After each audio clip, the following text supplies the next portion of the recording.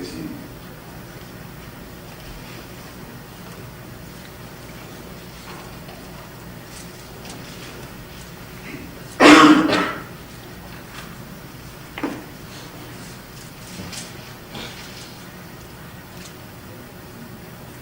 Jethro, the priest of Midian, Moses' father-in-law, heard of all that Elohim had done for Moses and for Israel, for his people, how Jehovah had brought Israel out of Egypt. Now Jethro, Moses' father-in-law, had taken to support Moses' wife after he sent her home along with her 2 sons. And the name of the one was Gershom, where he said, I have been a sojourner in a foreign land, and the name of the other was Eliezer. He said, the Elohim of my father was my help and my deliverer from the sword of Pharaoh.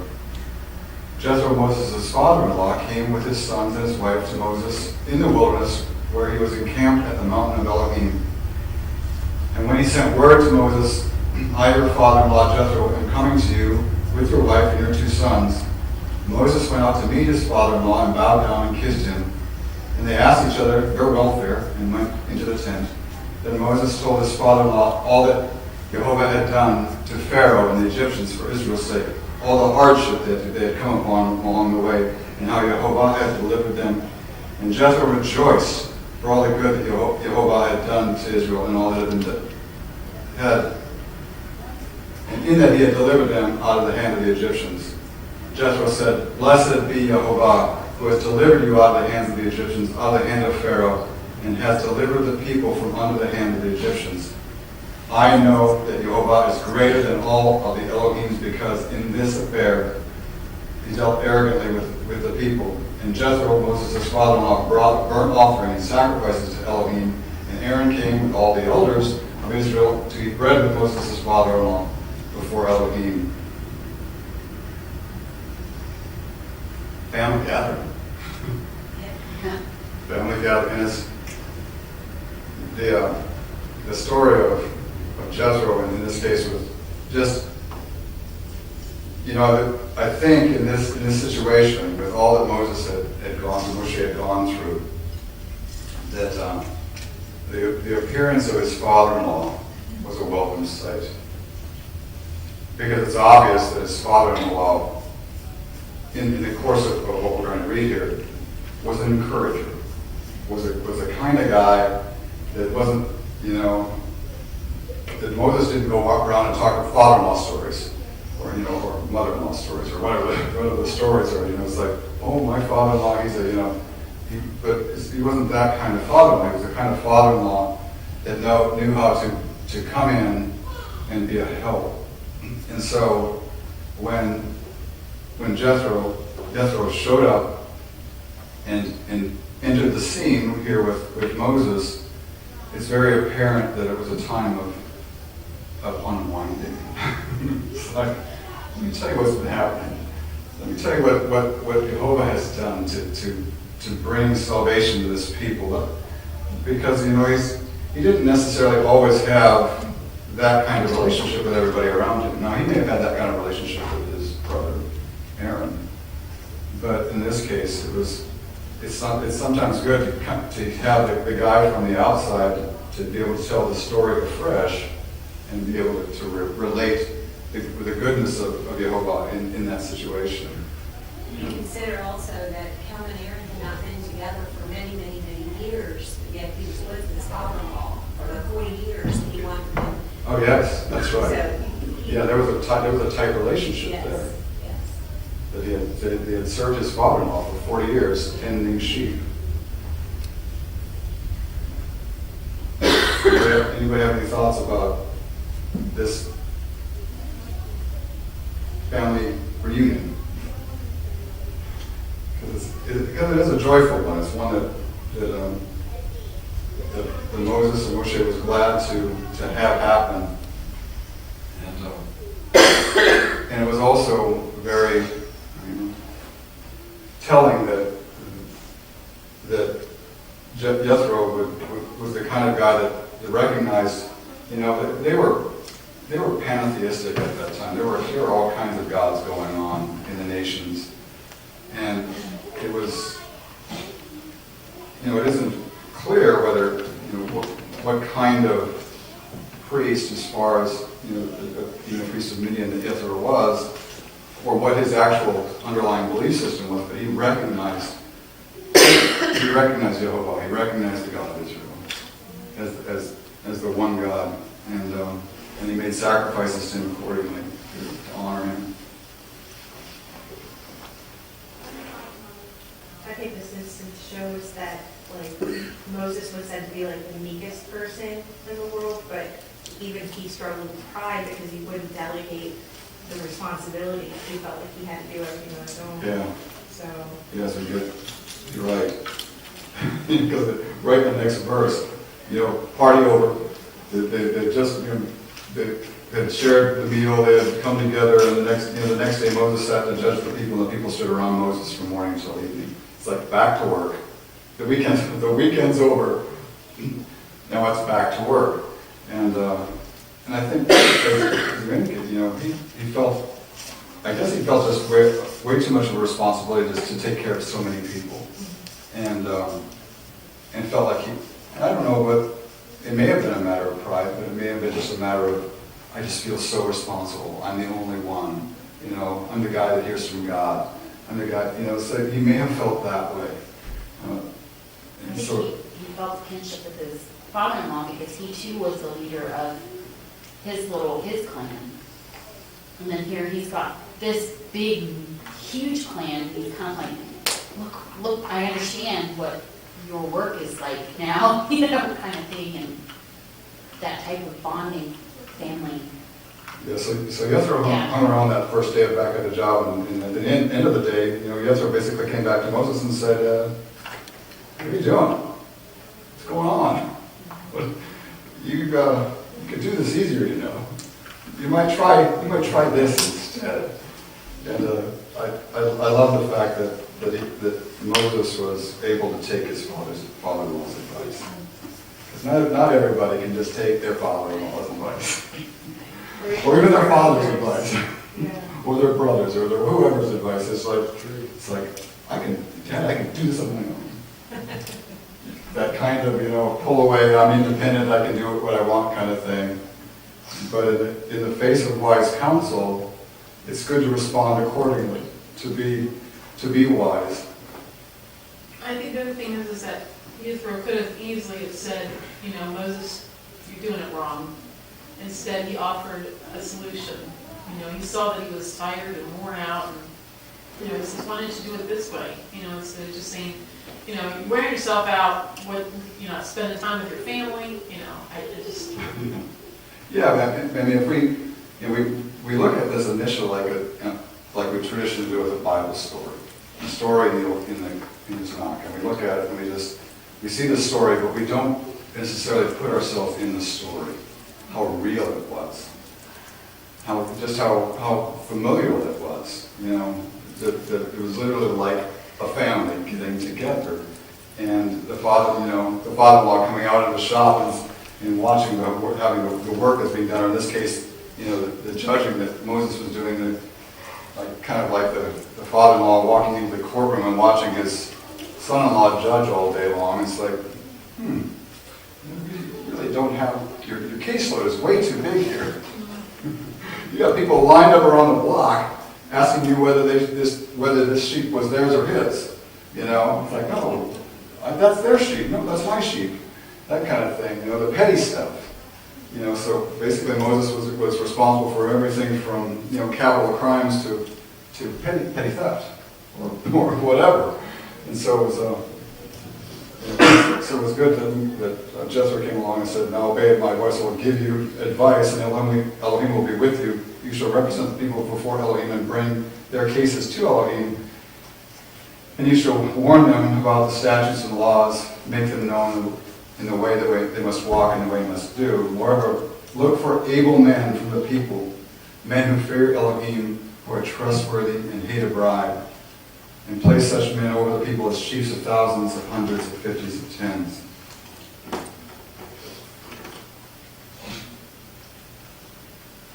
Ron, would you turn to 1 Timothy 3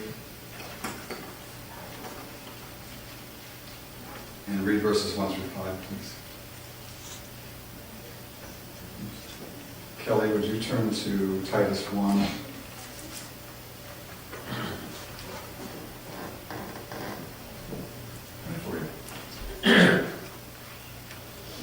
true saying, if a man desire the office of a bishop, he desireth a good work. A bishop then must be blameless, the husband of one wife, vigilant, sober, in good behavior, given to hospitality, apt to teach, not given to wine nor striker, not greedy or filthy lucre, but patient, not a brawler, not covetous, one that ruleth well his own house, having his children in subjection with all gravity. For a man, Did you say Mark Oh, it's on 5, Oh, I think.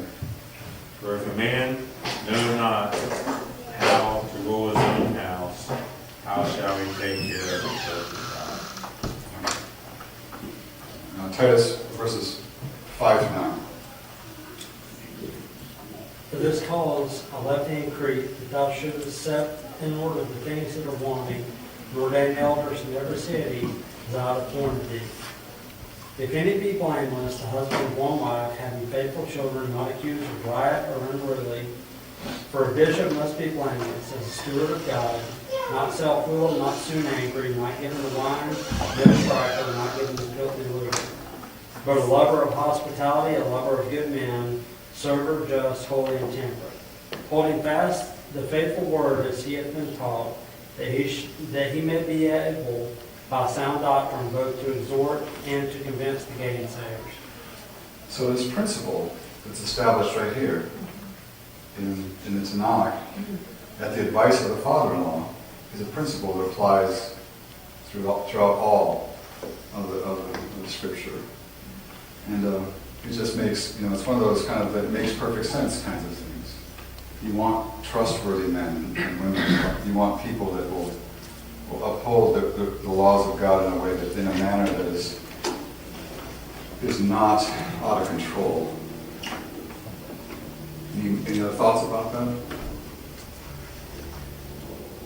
Just going through dates. For me, what the advice that Jethro gave to Moses was also for the preservation of the people.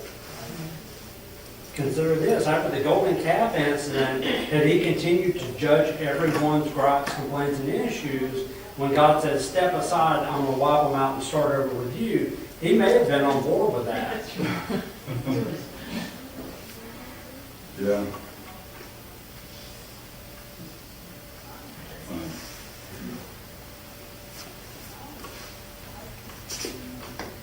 And so it goes on, it says in verse 23, if you do this, Elohim will direct you and you will be able to endure, and all the people also will go out to their place in peace.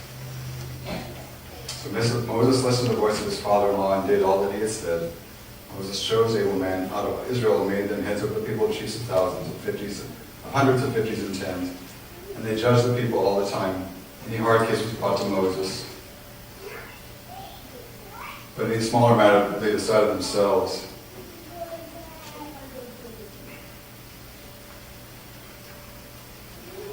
Just trying to think of a saying that I had heard about. My job as a husband is to worry about world peace, and my wife worries about everything else. That's abdicating my responsibility. I was kind of thinking about when he was talking to him here, he said he's actually talking to Moses. Let me see here. He said, hearken now to my voice, I will give thee counsel, and God shall be with thee, be thou for the people, and to God word that thou mayest bring the causes of God. And now he's telling them to teach them the ordinances and laws, and thou shalt then shall show them the way where they must walk. This is the same thing that Paul and Barnabas and Paul and Silas and the different ones that went out to the nations. They would teach them, and then they would assign elders over the different congregations. They did the same thing. So you can see that this is exactly what the apostles did also. Yes. Yeah. It's discipleship Yeah. in its form when it's this kind of thing, when it involves the governance of the people of the kingdom. Yeah. It's discipleship because you're passing on a really simple set of rules. It isn't that hard.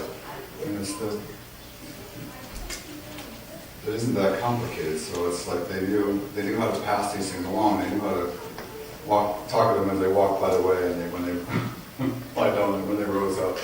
And they did that with these elders. They shared that, and those elders that then governed over with the same knowledge that Moses had.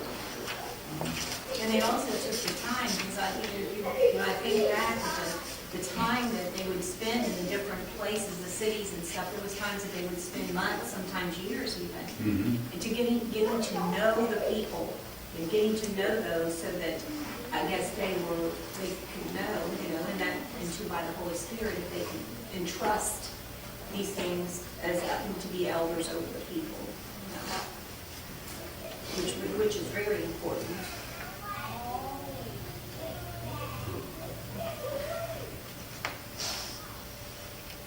Any thoughts about Jethro and Moses? And then we'll move on to the Ten Commandments. Chapter 19. On the third new moon, after the people of Israel had gone out of the land of Egypt, on the day they came to the wilderness of Sinai, they set out from Rephidim and came into the wilderness of Sinai, and they encamped in the wilderness. There Israel encamped before the mountain, while Moses went up to Elohim. Jehovah called out to him out of the mountain, saying, Thus you shall say to the house of Jacob, and tell the people of Israel, You yourselves have seen what I did to the Egyptians, and how I bore you on eagle's wings and brought you to myself. Now therefore you will indeed obey my voice and keep my covenant, and you shall be a treasured possession among all peoples. For the earth is mine, and all shall be to me a kingdom of priests and a holy nation. These are the words that you shall speak to the people of Israel. Nick, 1 Peter 2, verses 9 and 10.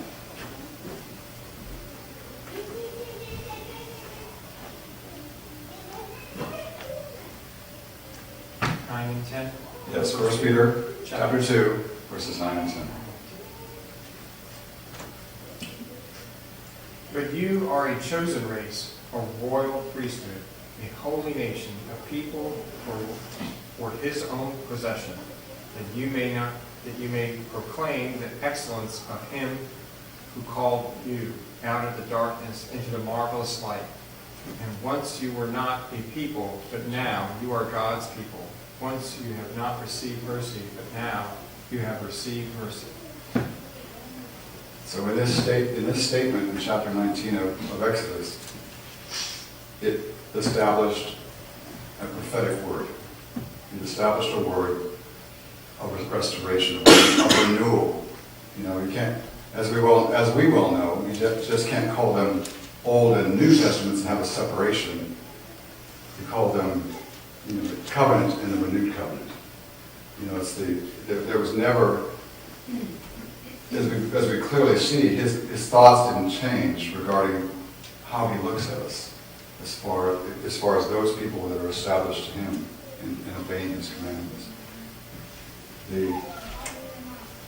His word and his promise and his outlook on us as far as the kind of people that he wants us to be and proclaims us to be are kings and priests, people who have their heart to follow the King of Kings and Lord of Lords. So Moses came and called the elders of the people. This is starting in verse 7 again. So Moses came and called the elders of the people and set before them all the words that Jehovah had commanded him. All the people answered together and said, All that Jehovah has spoken, we will do. And Moses reported the words of the people to Jehovah. And Jehovah said to Moses, Behold, I am coming to you in a thick cloud, that the people may hear what I speak to you, that they may believe you forever. When Moses told the words of the people to Jehovah said to Moses, Go to the people and consecrate them today and tomorrow, and let them wash their garments and be ready on the third day. For on the third day Jehovah will come down from Mount Sinai and say to all people, You shall set limits around, saying, Take care not to go up to the mountain or touch the edge of it. Whoever touches the mountain shall be put to death.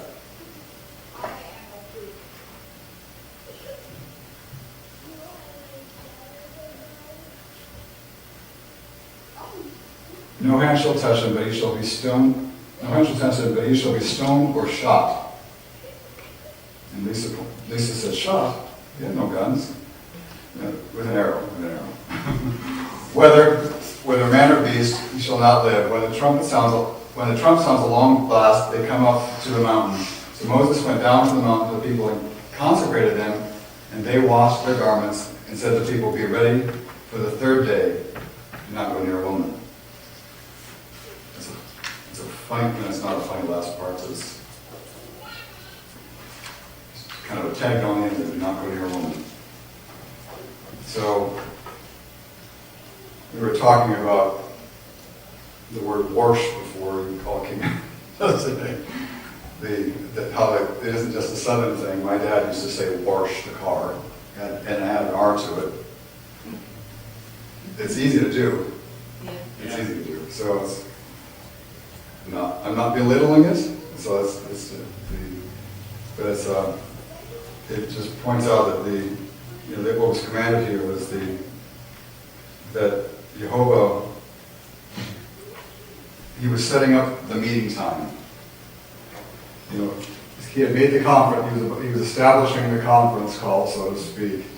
Kind of look at it in kind of like a weird modern term. But he was making sure that they would be ready for his presence. And they wanted to make sure all the preparations were made so that the rope lines that you don't cross were established, and that everything was put in place so that things would be done correctly and in order. Can we see the timing of this? We're speaking about Yithro, Yeah. okay, and he's telling Moshe, here is the advice I'm going to give you, and God's going to be with you. He's going to agree with me. That's what he's saying. God's going to be agreeing with me. So, in a matter of months, multiple days, Yeah. God says, okay, Moshe, I'm going to give you these instructions. I'm going to tell you how these people are going to help you to judge. Mm-hmm. And so this is the timing of that. So that it's all coming from there. Yeah, it all establishes levels of bringing the people together. Otherwise, they were more of a chaotic crowd, I would assume. And they will be again. And so it's like they needed to listen, because it took that to get them organized in preparation for them to even be ready for the appearance of Jehovah at Sinai. Because I thought about that this morning too. There's really, it's interesting that the stories are like they are, but there's really not a disconnect. They seem like disconnected stories. The Yithro and basically establishing the rulership over thousands and hundreds and fifties. But it brings order to a people that needed order, because now what had to be done is the handing down of these commandments, the establishment of what was told to Moses, and then to filter that through from the leaders of thousands, the leaders of hundreds, the leaders of 50, so that they could hold just discipleship groups. they could hang out in each other's tents and say, what was said. Because there's one thing to kind of get it in the group meeting. And say, whatever Moses, whatever you hear Moses will do, that's the initial buy-in to the whole process. Is that they said, yeah, whatever Jehovah says we'll do, and then they proceeded from there. That's kind of how we're looking at it too. That's how I see it. Any other thoughts about that? I just think about how that he was establishing a nation. Yeah. Here these people came out of Egypt, and he was establishing a nation, and within that nation, he'll be establishing an army. Mm-hmm. And then even when it comes to like bondservants, he has commandments specifically for bondservants. That's true. And so when you think about even teaching, like the bondservant is a teaching, you know, we're kind of an army of the Lord, but we're also bondservants of the Messiah. So you can see that we are all these things, you know, that he's establishing here. It's something to think about, you know. And it does take time.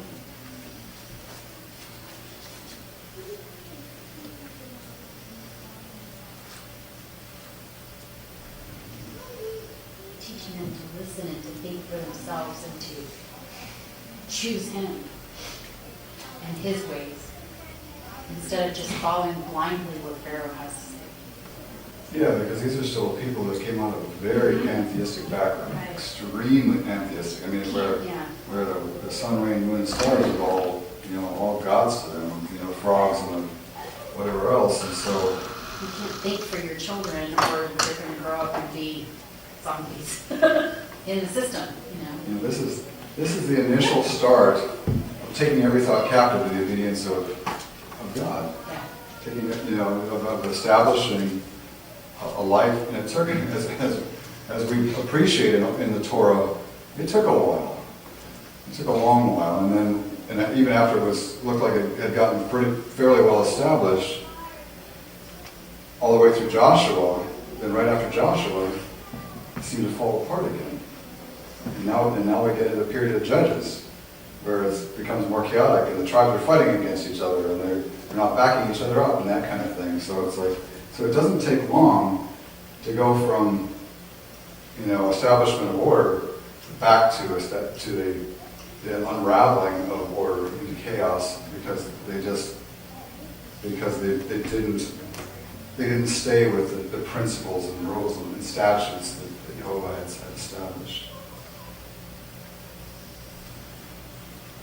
And it was the leadership, the shepherds and the leadership that he often, you know, that was the cause, because there wasn't teaching, first of all, the people, and then the kings that wasn't serving the Lord, doing what was right, you know.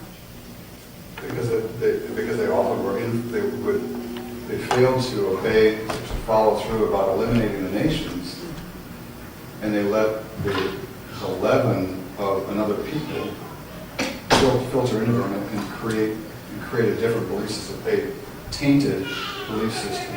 And then they desired to go after those, that's system, what you're talking about, they had a desire, just like the children of Israel had a desire to go back into Egypt, what they knew before, you know, they longed and lusted for what they had before, certain times, you know.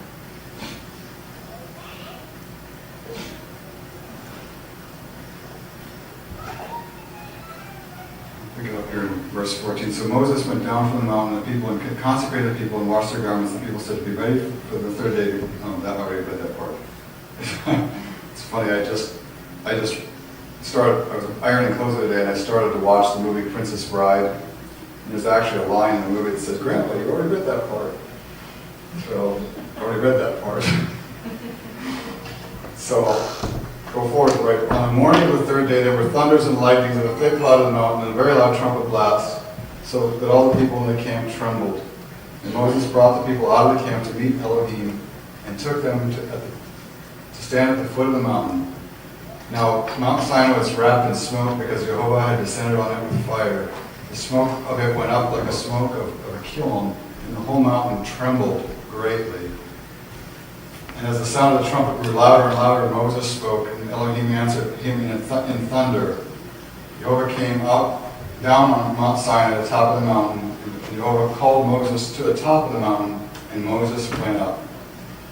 And Jehovah said to Moses, "Go down and warn them."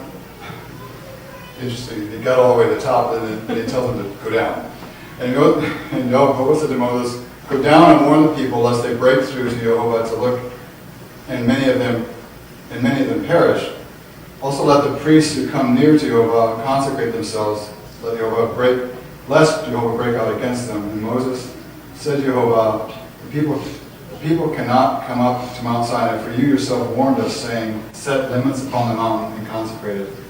And Jehovah said to him, "Go down and come up and bring Aaron with you, but do not let the priests and the people break through and come up to Jehovah, lest he break up against them. So Moses went down to the people and told them. It's kind of like he said to Moses, go down and warn them, or go down and tell them. He said, well, I already did what you said. I already warned them. I already told them that they couldn't break through. No. Go down and tell them, and then when you come back, bring Aaron with you. So that's an interesting, I thought that was fun. The father, because he's literally, you see a father-son relationship here. It's like, no, what I told you is go do this thing. I don't do that when my kids don't listen. When they're not, when they didn't hear the complete instruction, you have to stop, Yeah. look me in the face, and then give them point to point and make them go and do it. Bonds.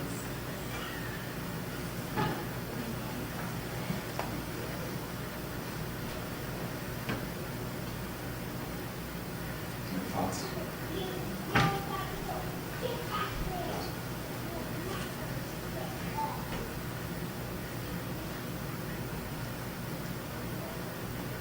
And Elohim spoke all these words, saying, I am Jehovah your Elohim, who brought you out of the land of Egypt, out of the house of slavery. You shall have no other Elohims before me. You shall not make for yourself a carved image or likeness or anything that is in heaven above or in the earth beneath or is in the water underneath. You shall not bow down.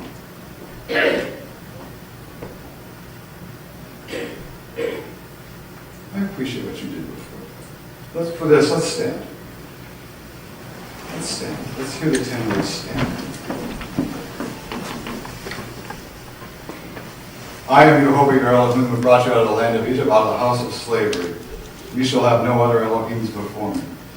You shall not make for yourself a carved image or any likeness of anything that is in heaven above, or that is the earth beneath, or that is in the water under the earth. You shall not bow down to them or serve them, for I, Jehovah your Elohim, am a jealous Elohim, visiting the iniquity of the fathers of the children to the third and fourth generation of those who hate me, but showing steadfast love to thousands of those who love me and keep my commandments. You shall not take the name of Jehovah your Elohim in vain, for Jehovah will not hold him guiltless who takes his name in vain. Remember the Sabbath to keep it holy. 6 days you shall labor and do all your work, but on the seventh day is a Sabbath to Jehovah your Elohim. On it you shall not do any work, you, your son, your daughter, your male servant, your female servant, or your livestock, or the sojourner who is within your gates. For in 6 days Jehovah made heaven and earth, the sea and all that is in them, and rested on the seventh day. Therefore Jehovah blessed the Sabbath day and made it holy. Honor your father and mother, for your days may be long in the land that Jehovah your Elohim has given you. You shall not murder. You shall not commit adultery. You shall not steal. You shall not bear false witness against your neighbor. You shall not covet your neighbor's house. You shall not covet your neighbor's wife, or your male servant, his female servant, or his ox, or his donkey, or anything that is your neighbor's. Thank you. Please sit down.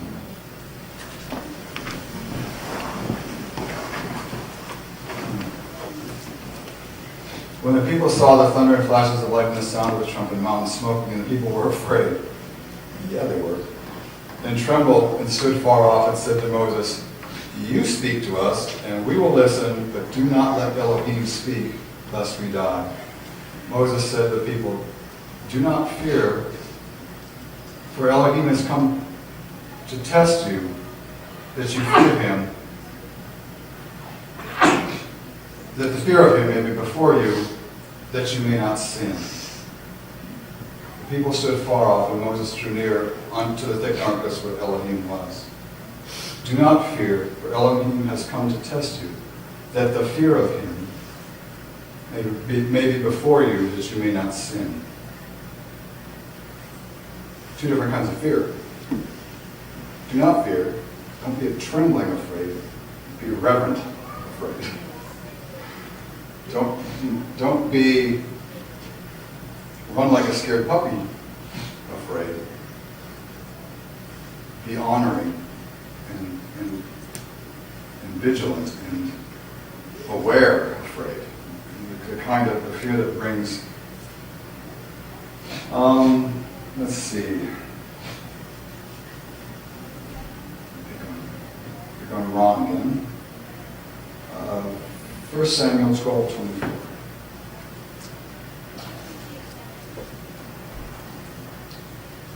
Kelly, Luke, or Psalm 119, verse 11. All right.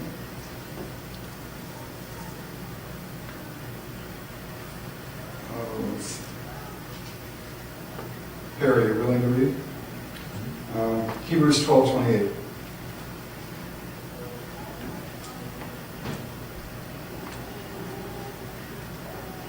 So let's start with 1 Samuel 12:24. Only fear the Lord, and serve him in truth with all your heart. Consider how great things he has done for you. Okay, Psalm 119, verse 11. Thy word have I hid in mine heart, that I might not sin against thee. Okay. Hebrews 12:20. Therefore, since we are receiving a kingdom which cannot be shaken, let us have grace by which we may serve God acceptably with reverence and godly fear.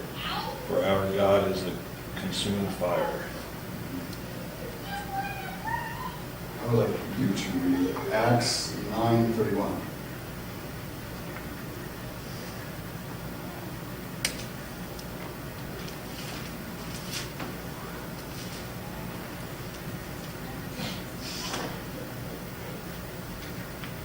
Then the Messianic community throughout Judea, the Galilee and Shamron enjoyed peace and was built up. They lived in the fear of the Lord, with the counsel of the Ruach HaKodesh, and their numbers kept multiplying. Fear the Lord. You know, I don't know, I can't speak for you. But of all the things that have become more relevant and more important to me in the past number of years, it's this very thing. It's the reverence of the Lord. It's the fear of the Lord. It's just the abiding knowledge that I need to make corrections in my life, or come before Him and ask Him to make corrections in my life that would honor Him, that would do away with things that are not of Him, that would establish a foundation that has of His purposes and of His plans, because we are designed to know what His will is. And in knowing His will, then walking in it. And we're meant to do that without compromise. But the world shouts compromise at us all the time. We're constantly being bombarded with, you can, this is a compromise. It doesn't look like a compromise, but I think you could come over here. It's kind of like the Proverbs kind of stories where the young man's walking down the street and is being tempted and summoned by the young ladies to say, hey, come over here, let's enjoy our time together. And that those are things that they're not abiding in the fear of the Lord. They're not abiding in the keeping His statutes and commandments. Keeping His statutes and commandments is not a dry, boring, dull kind of thing. It's not it's the establishment of a relationship. It's the foundation of a relationship. It's the everyday I love you kind of relationship. Where we not only do the big things, we do the small things. I was thinking about that today, because it just, there's specifically the 10. Those are kind of the big things. These are the things you really need to do to have a foundation of love with me. But then there are the little things. There's the little things like honoring his rules about keeping the dietary laws, and in doing the little things that and the big things together, because they're part of the relationship. You know, in marriage, that yes, it's one thing to say I love you, and it's the other to live I love you, to walk it out, to be, to not have unbalanced expectations, in a manner that make the relationship very one-sided. You do everything, I'll just enjoy myself. Father, you got me right, kind of thing. And it stopped there, because it has to be both ways. It has to be, well, I'll do what you say. I'll be mindful to love my fellow man, because that really is the day-to-day, establishment of keeping His commandment is lived out in how we interact with each other.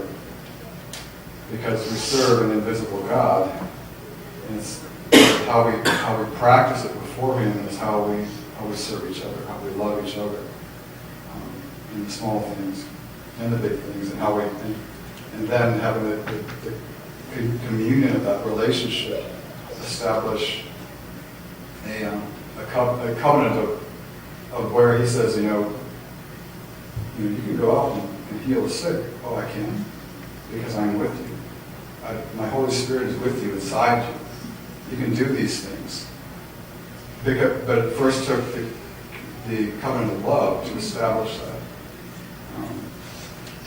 And that's, now, can that work? It's obvious that in what Yithro said about the judgment in relationship to what can happen, it's obvious that it's possible that the going out and healing in His name can occur.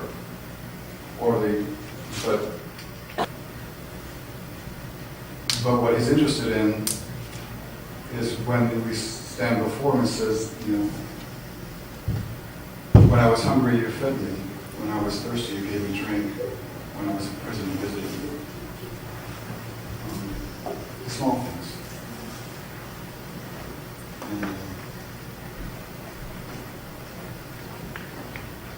Or the part where it's, many will call me Lord, Lord, but I will say unto them, I never knew you. Depart from me, you workers of iniquity. The thought being that, well, we healed in your name, we cast out devils in your name. But his response is very telling. He says, but I never knew you. I didn't have a relationship with you. I didn't have a covenant relationship with you that was established with these things. The covenant relationship is established with the commandments of the Lord. It really isn't a loosey-goosey, do whatever you want kind of relationship. It's a relationship based in covenant. I was listening to a teacher the other day, a teacher I really like listening to, but because he's got a very excellent series. He's got an excellent teaching series on healing. But I was listening to him, and his doctrine regarding the Ten Commandments. He says, every one of the Ten Commandments. He says every one except one of the commandments is still in effect. And of course, I knew which one he was going to say, which one wasn't in effect. He says, yeah. I said that the commandments of God are very important. We need to do them. He says the one about the Sabbath, he says that one changed. That's curious. He said, and he tried to point out verses in the New Testament where he says, now every day is the Sabbath. Well, that's a stretch. And then he said, well, Yeshua is Lord of the Sabbath. Well, that's true. But not every day is the Sabbath. And still, because then all of a sudden we can get away with, it's no longer, what's very well established here is no longer 1, 2, 3, 4, 5, 6 rest. It's more like, I'll rest when I want to. Do what I want to. I'll clean my room later. Kind of, it's that teenager kind of attitude. It's like, you're supposed to, today's the day you're supposed to clean your room kind of thing. It's like, I'll do that whenever. know, it's Lord of the Sabbath, I guess I'll get around to it. Anyway. Well, when Paul said to imitate him as he imitated Yeshua, and you study what Yeshua did and you study what Paul did, the same thing that Yeshua did. He Yes. said, imitate me as I imitated the Messiah. So we're to do the same thing. When you study their lives, you know what they did and you do what they did. Yeah. It's pretty simple, really. Somewhere along the line, we picked up a lackadaisical belief system into our doctrine that's a bit allowed. You know, it's not even that hard. You know, it'd be different if it was something that was awful. But it's not awful. I mean, none of these things, all of these things are good. All of these things are good. There's not one thing on this list that isn't good. But yet, we rebel against doing good. It's like, well, how is that a wise choice? I mean, I guess it's being rebellion. It's the choice that's being made. I think it's we're just in a society as a whole is just a go society. You know, restaurants are open 24 hours now, stores are open 24 hours, and just everybody wants to go. And to tell them rest, you know, God commands you to rest. It's like, whoa, hold on a second. I don't have time to rest. That's what it is. I don't have time to rest. He says, yeah, I made this, because later on he says, I made this for you. I did this for you. This day is for you. This is for your good. This is, you know, basically, it wasn't for my good. It's for your good that I made this day. It does make a difference. It definitely makes a difference. Yes. Yeah, my life has changed now that day has made a difference. You know, because the other day that was, you know, when we were worshiping and calling Sunday this time, it was way too full of compromise. It was way too full of, yeah, I'll rest 2 or 3 hours that morning, but boy, ready, set, go. Right after the preacher says amen. And out the door you go, and off the restaurants you go, and the next thing you're out in the hour of the afternoon mowing the lawn, and next thing you know, you're doing all kinds of stuff. Yeah.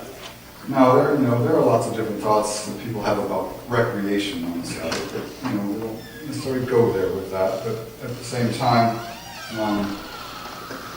you know, it's just important to set it aside. Don't make people work.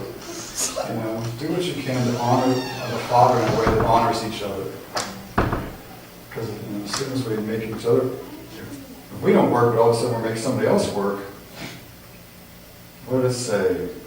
Your male servant, your female servant, your livestock, your sojourners with your needs. I'm guessing that covers everybody.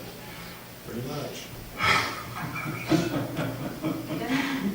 Covers everybody. And sometimes you have to remind yourself, you know, I remember when we first started keeping Sabbath, you know, I didn't know if I could, in the beginning I was thinking, how am I going to do this? Because I'm so used to just doing so much that it took me a while to actually learn to rest. I had to learn to do that, you know, I had to learn. Yeah, Lisa had a similar experience where she was engaged every day of the week in preparing to teach. Every day involved preparation to teach. You know, as far as teaching the classes she was teaching and that kind of thing. And, you know, Saturday was pretty, lack of a better term, sacred that day for doing that kind of thing. It was important to her that she could not complete her week's work without having this Saturday in there too. And what has happened? You get it all done pretty long. It gets all done. You don't have to work. You honor the Sabbath, and it gets all done. How does that happen? Right. It's God's economy. Because- It does. Because the peace of God, the rest of God, provides the life of God in that day. And you're reestablished, you're reset. And, you know, because if you continue down the path of just tumbling down the hill, that you're going to end up somewhere else. But there's or tumbling, if the goal is tumbling down the hill, then we're more likely to make it to the target that's at the bottom of the hill or at the top of the hill, or whichever way we're going, if we make course corrections along the way. And I sometimes look at Sabbath as a day for course corrections. It's not entirely that, but it's rest and it's worship.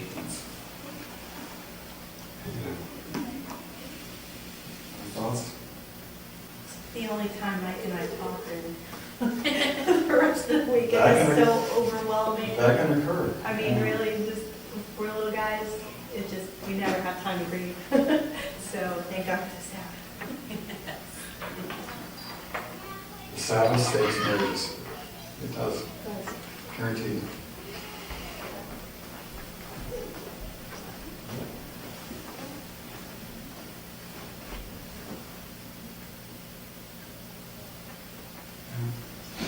That's all I really have. We're going to finish with Psalm 46 because I felt it was very fitting for this Torah portion. Psalm 46. Elohim is our refuge and strength, a very present help in trouble. Therefore we will not fear, though the earth gives way, though the mountains be moved into the heart of the sea, though its waters roar and foam, though the mountains tremble at its swelling. There is a river whose streams make glad the city of Elohim, the holy habitation of the Most High. Elohim is in the midst of her, she shall not be moved. Elohim will help her when the morning dawns. The nations rage, the kingdoms totter, he utters his voice, the earth melts. Jehovah of hosts is with us. The Yah of Jacob is our fortress, Selah. Come before the works of Jehovah, how he has brought desolation to the earth. He makes wars to cease to the end of the earth. He breaks the bow and shatters the spear. He burns the chariots with fire. Be still and know that I am Elohim. I will be exalted among the nations. I will be exalted in the earth. Jehovah of hosts is with us. The Elohim of Jacob is our fortress. Selah.